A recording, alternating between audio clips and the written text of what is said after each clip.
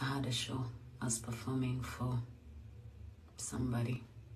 One of those bullshit that act. And this old pervert was trying to be funny with me.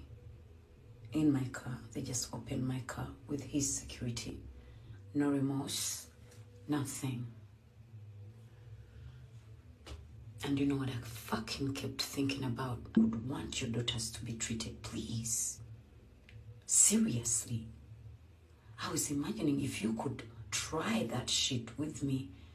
What are you doing without people seeing you? Behind those doors, Daddy.